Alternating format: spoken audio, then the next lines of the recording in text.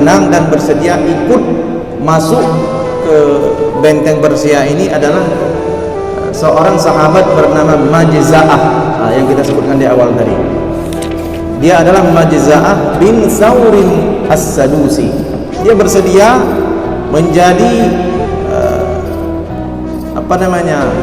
pimpinan daripada pasukan yang akan masuk ke terowongan bawah air.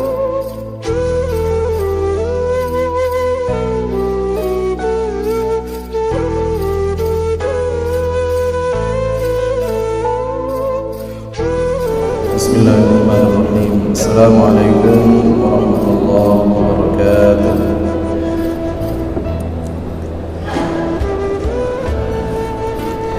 Alhamdulillahirabbil alamin. Wassalatu wassalamu ala al-mab'uts rahmatan lil alamin. Sayyidina wa maulana Muhammadin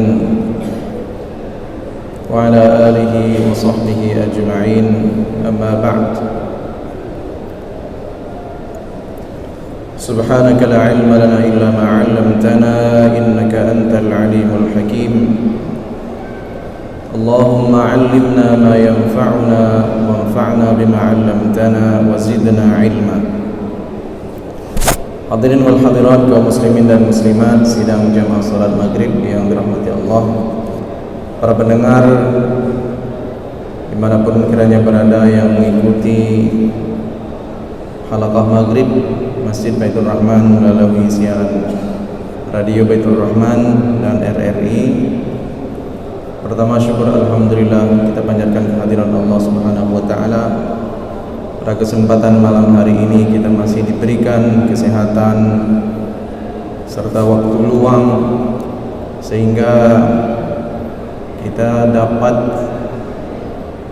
menunaikan ibadah salat maghrib secara berjamaah baik di masjid ini maupun di masjid-masjid yang lain. Malam ini marilah kita melihat satu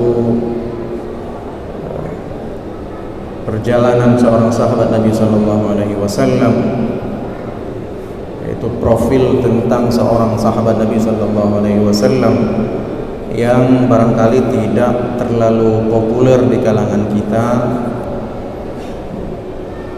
Namanya barangkali jarang kita dengar, yaitu seorang sahabat bernama Majza'ah bin Thawr As-Sadusi. Itu namanya, Majza'ah bin Thawrin As-Sadusi. Hadirin berbahagia, di dalam kitab Suwar bin Hayatis Sahabah, di sini mengisahkan tentang biografi serta perjalanan kisah-kisah menarik daripada sahabat-sahabat Nabi sallallahu alaihi wasallam dengan berbagai lika-liku, berbagai kisah menarik yang barangkali dapat kita ambil pelajaran, dapat kita ambil ibrah dari kisah-kisah para sahabat Nabi sallallahu alaihi wasallam. Hadirin berbahagia, Majza'ah ini di dalam kitab Suwar min Hayatis Sahabah ini yang paling dominan dari kisah beliau ini adalah tentang bagaimana perjuangan beliau dalam membela Islam. Bagaimana perjuangan beliau yang digambarkan di dalam kitab ini. Beliau itu seorang pemuda yang sangat kuat, yang tangguh. Pemuda yang sangat kuat, yang sangat tangguh. Sehingga di dalam satu peperangan, ketika orang-orang Islam berhadapan dengan orang Persia, beliau ini, sahabat ini menjadi seorang pahlawan yang gagah, semangatnya maupun fisiknya, sehingga disebutkan di dalam awal pengenalan tentang satu sahabat ini disebutkan ketika Umar bin Khattab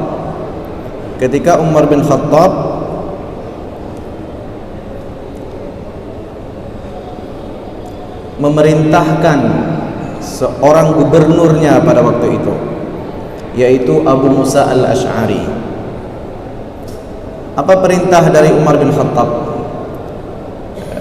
Disebutkan amrum minal khalifati liwaliha Abi Musa al-Ash'ari bil mudiyyi bi'askarihi wal iltiqa'i ma'a jundil muslimin al-qadimin minal Basrah.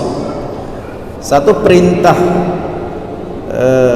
dari Umar bin Khattab adalah untuk bergabung, Abu Musa al-Ash'ari ini untuk bergabung dengan tentara-tentara Islam yang sedang dalam perjalanan dari Basrah menuju ke satu tempat yang disebut dengan Al-Ahwaz, satu tempat di Persia ketika itu, di wilayah Iran sekarang. Untuk apa? Untuk berjumpa dengan Raja Hormuzan, atau sering juga disebut Raja Hormuz, wal qada'i alaihi wa tahriri madinati Tustar.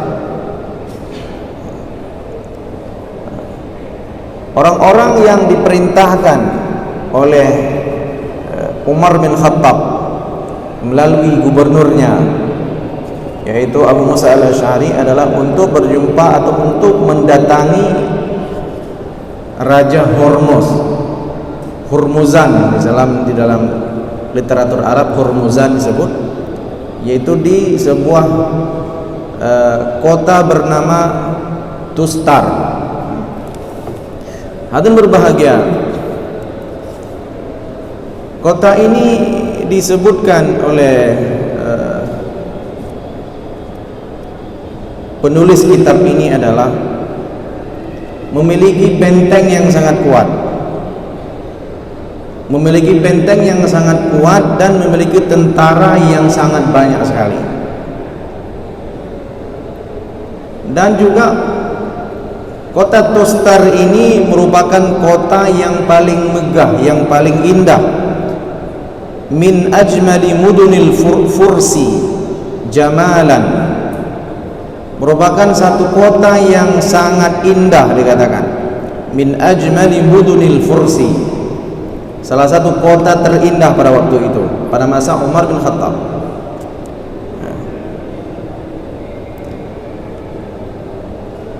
Kemudian hadirin berbahagia, kota ini dikelilingi oleh parit-parit.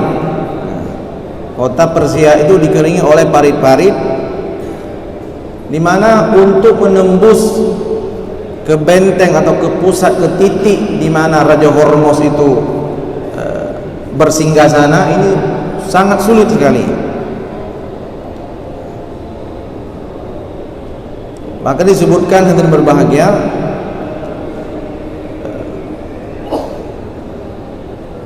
Syazarwan Tustar itu juga nama kota daripada di Persia. Wa anfaquhu ajibatun min ajaibil bina'i, dan kota ini hadirin berbahagia, untuk kita sampai ke kota tersebut disebutkan harus melalui anfaq itu terowongan. Terowongan bawah tanah, bahkan bukan bawah tanah tapi bawah air. Terowongan yang dibangun di bawah air, di dasar air gitu. Jadi wa anfaquhu ajibatun min ajaibil bina'i, terowongan yang dibangun oleh bangsa Persia itu luar biasa, menjadi salah satu bangunan yang menakjubkan, gitu. Kemudian ini kita baca singkat-singkat saja, hadirin berbahagia. syuyyida bil hijarati dhakhmati al muhkamati. Kemudian bangunan itu dan juga benteng-benteng yang berada di wilayah sekitar kota Tustar itu, nanti berbahagia, dibuat semacam benteng-benteng dari bebatuan besar. Syuyyida bil hijarah ad-dhakhmati al-muhkamati, yang sangat teliti, artinya dibuat dengan desain yang sangat teliti. Wa du'ima bi a'minatil hadidi as-sulbah wa bullita huwa wa anfaqu bir rasas. Ini artinya tiang-tiang di kota tersebut dibuat banyak tiang-tiang itu dari besi. Ini digambarkan di dalam kitab Sunan min Hayatus Sahabah. Dari besi-besi yang tinggi, dari batang-batang besi. Untuk apa? Untuk melindungi kota tersebut dari serangan musuh. Kemudian disebutkan juga wa haula tustar surun kabirun samiqun. Juga kemudian dibangun di samping dibangun parit bawah air atau bawah tanah. Juga kota ini akan dibangun apa yang disebut dengan surun kabirun samiqun. Surun itu pagar artinya. Ada pagar tinggi, pagar yang besar, samiqun. Samiqun ini artinya tinggi, yang menjulang tinggi. Uhitu biha ihatatas suwari bil mi'sam. Qala al-mu'arrikhuna innahu awwalu wa a'zamu surin buniya ala dhahril ardi. Jadi yang berbahagia, orang-orang Persia ini mereka umumnya mayoritas menganut agama Majusi, menyembah api. Tapi ketika muncul peradaban Islam pada waktu itu di Madinah, ketika mereka tahu ada satu kekuatan besar yang berada di Madinah di bawah Rasulullah SAW, mereka itu merasa terancam dengan kehadiran Islam di situ di waktu itu. Kemudian karena merasa terancam, mereka membangun kota-kota mereka itu, membangun parit-parit, membangun terowongan-terowongan, kemudian membangun pagar-pagar tinggi supaya apa? Sewaktu-waktu kalau datang orang Islam, pasukan Islam, maka benteng-benteng ini akan berbahagia menjadi tameng daripada kota-kota mereka.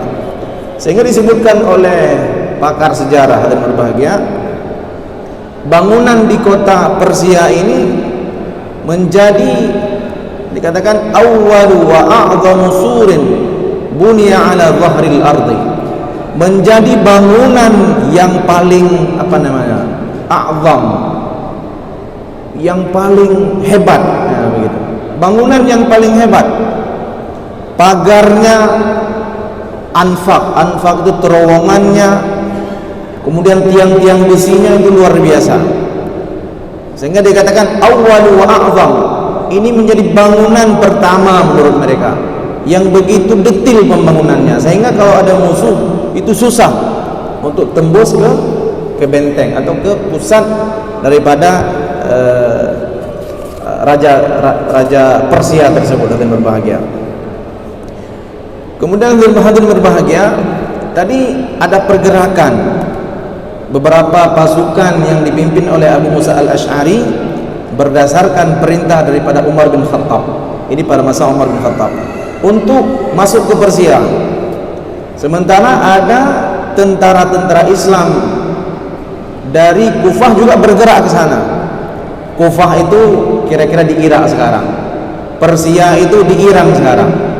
Artinya ada pergerakan pasukan dari Kufah, dari Irak menuju Persia, dan juga ada pasukan dari Madinah menuju Persia untuk menyampaikan Islam kepada Raja Persia tersebut. Disebutkan askarat juyushul muslimina haula khandaq wa dhallat 18 syahran la yastati'u ijtiyazahu. Ketika hadirin berbahagia, pasukan Islam ngumpul di situ di perbatasan kota Raja Hormuz itu di Persia. Mereka tidak bisa masuk, tidak bisa menembus. Berbagai cara mereka lakukan, tetap tidak bisa menembus pertahanan Persia pada waktu itu, pada masa Umar bin Khattab. Disebutkan hadirin berbahagia, wa dhallat 18 syahran, sampai mereka mencoba menembus bagaimana masuk ke kota Hormuzan itu, ke kota Tuster itu. Bagaimana cara masuk? Berbagai cara mereka gunakan, tapi tidak bisa. Barangkali ketika pada saat itu ada tentara-tentara dari Madinah, dari Kufah, ketika sampai ke Persia, mereka tidak pernah melihat bangunan yang serumit demikian. Bangunan yang sangat rumit yang mereka dapati di hadapan mereka, sehingga mereka menghabiskan waktu di situ hal berbahagia sampai 18 bulan. Nah, ini enggak perang. 18 bulan ini hanya mencoba masuk, tetapi tidak berhasil. Akhirnya hal berbahagia wa khadat ma'a juyushil fursi khilal tilkal muddati tawilah 80 ma'rakatan.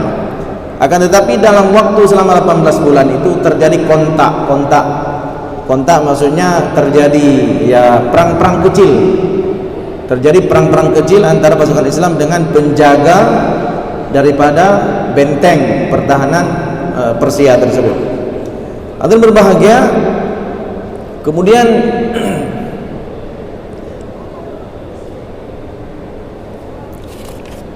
singkat cerita hadirin berbahagia, setelah 18 bulan ada seorang tentara penjaga benteng Persia pada waktu itu. Penjaga benteng Persia ini kemudian melemparkan satu surat dari bangunan tinggi. Dia lempar dengan menggunakan anak panah. Dalam isi surat tersebut, di antara isi surat tersebut hadirin berbahagia, disebutkan bahwa mereka akan menunjukkan kepada umat Islam, kepada pasukan Islam, jalan masuk melalui terowongan tersebut. Jalan masuk, artinya ada bocoran. Itu dilemparkan dengan anak panah. Akan diberitahu kepada pasukan Islam bagaimana mereka dapat memasuki benteng tersebut. Tetapi dengan syarat, kata mereka, dengan syarat pasukan Islam ini akan membebaskan orang-orang yang terzalimi di dalam kerajaan Persia itu, karena di sana banyak orang-orang yang dipekerjakan daripada pasukan-pasukan mereka, yang dipekerjakan bahkan ada yang dibunuh, ada yang diperkosa dan sebagainya. Jadi mereka meminta perlindungan kepada umat Islam, kepada pasukan Islam pada waktu itu. Kemudian hadirin berbahagia,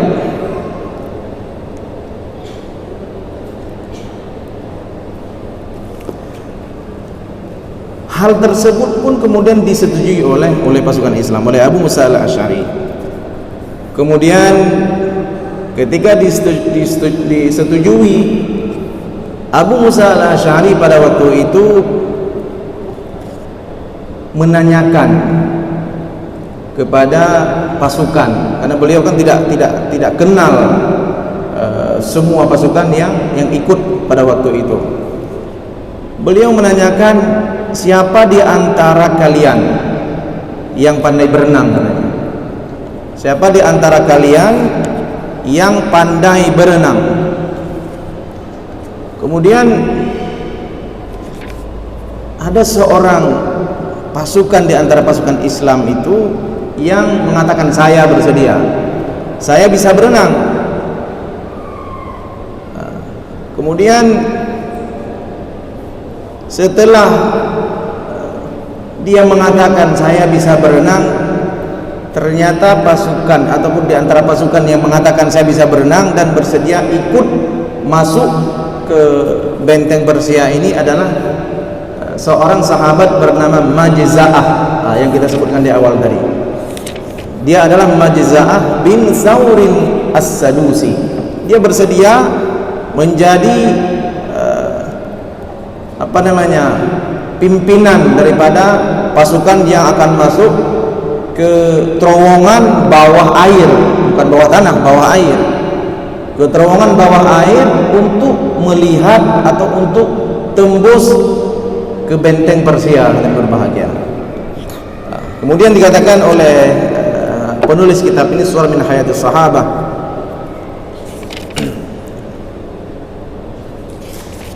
Mada Majza'atu bin Thawrin tahta junhi dhulami ma'a dalilihi al-farisi. Majza'ah ini kemudian masuk dengan beberapa pasukan yang ia bawa. Semuanya adalah ahli berenang, semuanya berenang. Masuk di tengah gelap gulita, fi tahta junhi dhulami ma'a dalilihi al-farisi. Dia masuk bersama beberapa pasukan, ada puluhan pasukan yang ikut pada waktu itu, dan dia ini ditunjuk jalan oleh seorang pasukan Persia. Artinya kalau bahasa kita, pasukan Persia yang khianat pada waktu itu. Ma'adalilihil farisi fa adkhalahu fi nafaqin tahta al-ardi yasilu bainan nahri wal madinah. Pada waktu itu masuk ke terowongan itu hadirin berbahagia menghubungkan darat sungai dengan dengan kota yang dipimpin oleh Raja Persia tersebut. Artinya ada puluhan kilometer, ya, puluhan kilometer yang harus dilalui melalui terowongan bawah tanah dan bawah air. Kemudian dia membawa beberapa pasukan bersama seorang tentara Persia. Fakana an-nafaqu yattasi'u taratan hatta yatamakkana min al-khawdi fi ma'ihi wa huwa mashin ala qadamaihi. Jadi kondisi ini digambarkan bagaimana kondisi terowongan itu, hadirin berbahagia. Kondisi terowongan digambarkan ketika masuk menuju benteng Persia itu kadang-kadang terowongannya besar. Fakana an-nafaqu yattasi' itu luas, besar, taratan. Tetapi kadang-kadang waktu maju beberapa meter, beberapa puluh meter ke depan sempit, dan bahkan digambarkan mereka itu tidak bisa berjalan sambil berdiri, tapi harus jongkok. Wa huwa mashin ala qadamaihi wa yadhiqu taratan ukhra hatta yahmilahu ala as-sibahati hamlan.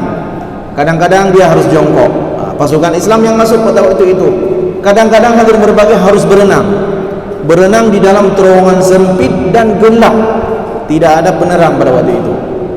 Ini disebutkan tidak ada penerang. Wallahu alam, barangkali ada penerang ala kadar pada waktu itu. Kemudian bagaimana kisah selanjutnya? Wa kana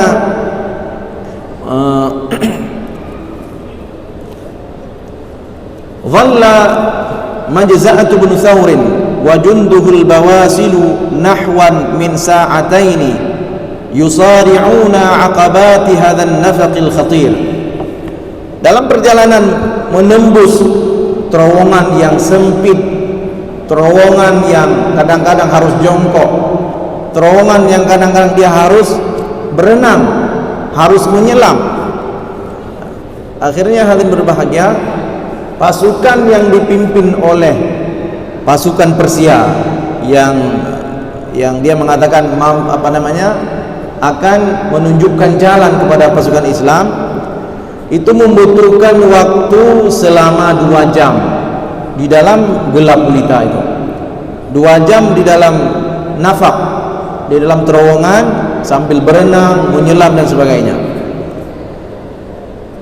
Yusari'una aqabati hadzal nafaqil khatir.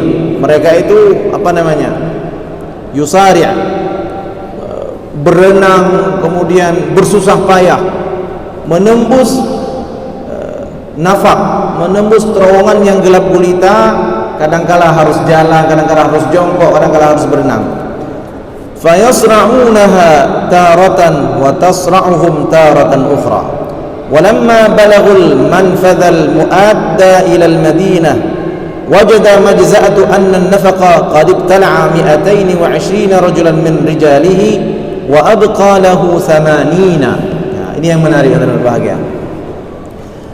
Para muarrikh, para sejarawan menyebutkan bahwa dalam misi tersebut yang dipimpin oleh Majza'ah, di mana pasukan besarnya dipimpin oleh Abu Musa al-Asy'ari pada masa Umar bin Khattab, mereka itu berjihad di wilayah Persia. Disebutkan pada malam itu Majza'ah ini sebagai pimpinan kelompok tersebut, kelompok umat Islam atau pasukan Islam, membawa pasukan ahli renang. Mereka itu adalah orang-orang kuat secara fisik. Mereka itulah orang-orang yang luar biasa, fisiknya kuat, kemudian pandai berenang, pandai menyelam dan sebagainya. Mereka membawa pasukan 220 rajulan, 220 orang pada misi malam itu. 220 orang rajulan min rijali, dari pasukan Islam. Wa abqa lahu 80. Tetapi hadirin berbahagia, ketika mereka itu sampai di pintu keluar, artinya dari pintu nafak, dari pintu terowongan di luar kota, masuk bawah tanah, bawah air dan sebagainya, ketika mencapai pintu terowongan bawah tanah memasuki kota Tustar, Majza'ah melihat, menoleh ke belakang dan menghitung pasukan pada waktu itu hanya tersisa 80 orang yang berbahagia. 80 orang saja. Jadi sisanya dari 220 yang tersisa yang masih hidup hanya 80 orang. Jadi sisanya meninggal dunia, syahid semua di dalam air. Ada yang tenggelam, ada barangkali ada yang tidak bisa bernafas karena oksigen semakin menipis dan sebagainya. Ada yang kecapean. Jadi mereka meninggal atau syahid di dalam terowongan, tidak sampai atau tidak mampu menembus sampai ke pintu terowongan di kota Tustar daripada negeri Persia pada waktu itu. Wama in wati'at aqlabu Majza'ata wa sahbihi ardal madinati hatta jarradu suyufahum wanqadu ala humatil hisni fa'aghmaduha fi sudurihim. Kemudian yang berbahagia, ketika sampai di pintu pintu terowongan masuk ke wilayah kota Tustar, Majza'ah ini dengan pasukan yang tersisa hanya 80 orang, mereka mulai menyiapkan peralatan-peralatan perang seadanya pada waktu itu. Kemudian terjadi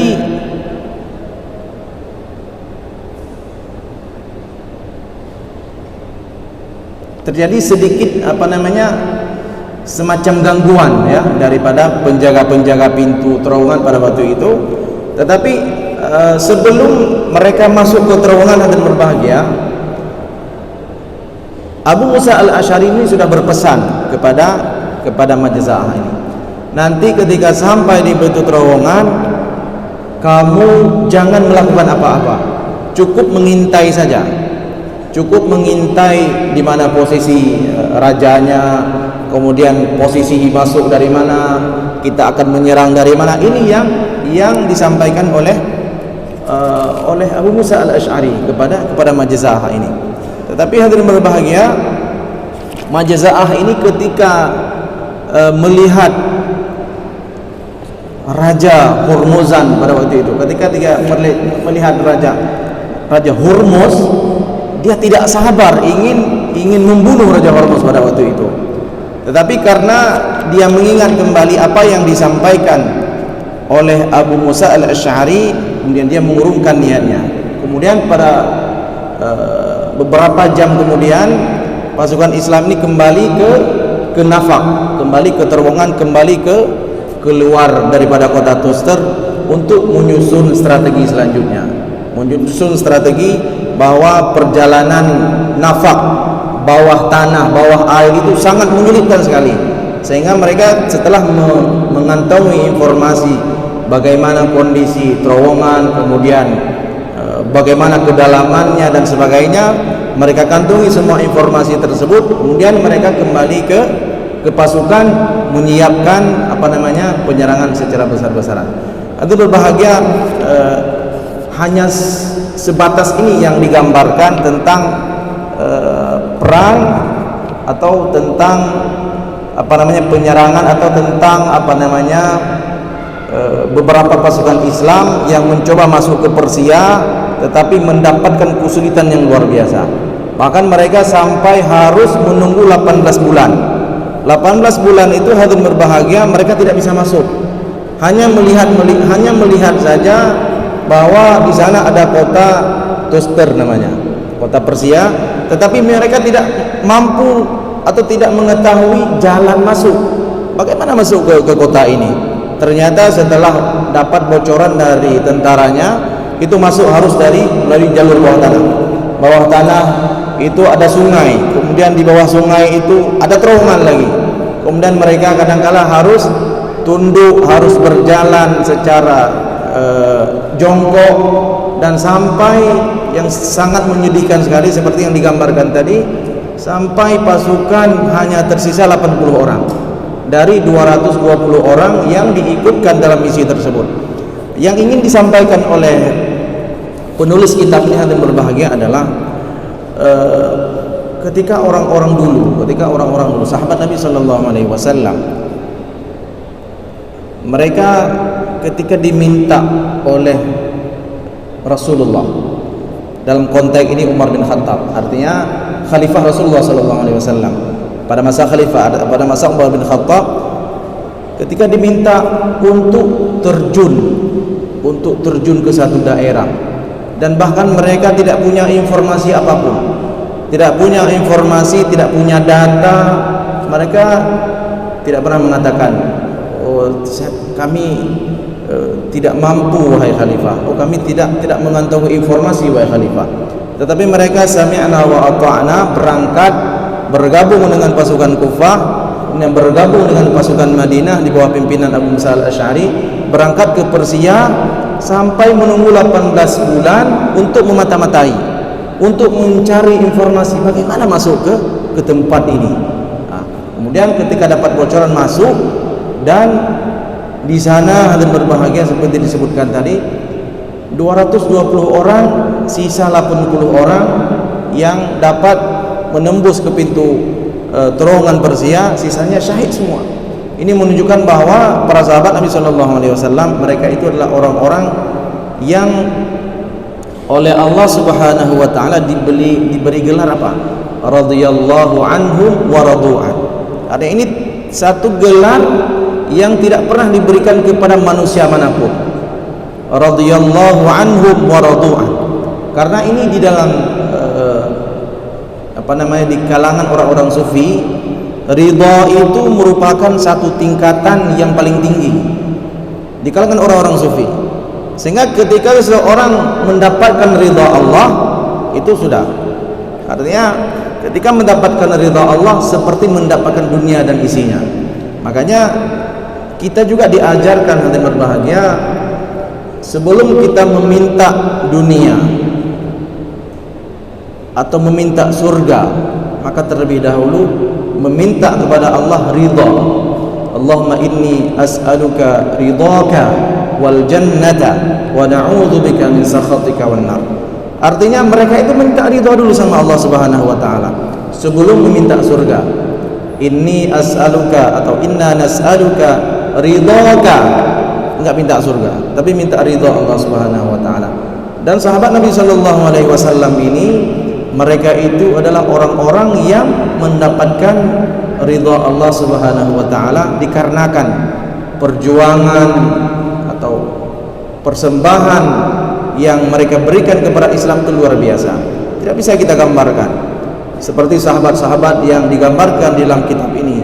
Majza'ah bin Az-Zawr As-Sadusi, seorang sahabat, seorang pemuda yang kuat, ketika diperintahkan oleh pimpinannya masuk ke satu terowongan, tidak ada lampu, di tengah malam, terowongannya harus berenang, harus jongkok, dan ada kawan-kawan yang ikut pada waktu itu meninggal syahid. Dia tidak banyak bertanya. Ketika diperintahkan oleh pimpinannya, mereka sami'na wa ata'na. Karena itulah hadirin berbahagia, mereka itu generasi awal Islam. Sahabat Nabi SAW diberikan gelar atau mendapatkan gelar radhiyallahu anhum wa radu'an. Ini gelar tertinggi dari Allah Subhanahu wa taala. Hadirin berbahagia, barangkali inilah yang dapat kami sampaikan. Mudah-mudahan dapat kita ambil manfaat dan kita dapat ambil ibrah dari kisah seorang sahabat mulia ini. Aqulu qawli hadza wa astaghfirullah li wa lakum. Assalamualaikum warahmatullahi wabarakatuh.